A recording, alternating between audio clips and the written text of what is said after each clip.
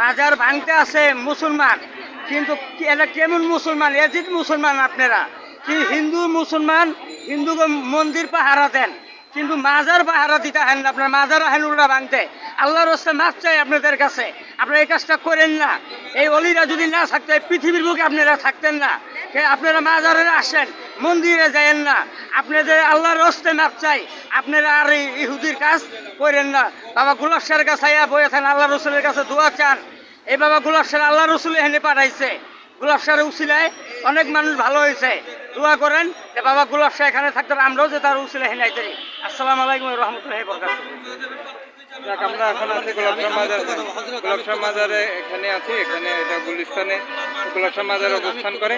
সকালে এখানে এসে বিভিন্ন নজর নেওয়া, এখানে মানত করে, সে মানতে কিছু পায় বিদায় সকলে আসে। তাহলে আসলে এখানে আমরা দেখতে পাচ্ছি যে আমাদের অলিয়া উলিয়া বারো আলিয়া পূর্ণভূমি।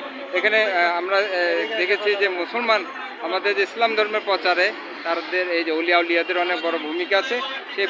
সে ভূমিকার কারণে এখানে ইসলাম ধর্ম প্রচার হয়েছে। আর এটা আসলে অনেক, এখানে সকল ধর্ম বর্ণ নির্বিশেষে সকলে অলিয়া উলিয়া মাজার আছে। সবাইকে ধন্যবাদ আমাদের ভিডিওটি চ্যানেল সাবস্ক্রাইব শেয়ারের সাথে থাকার জন্য।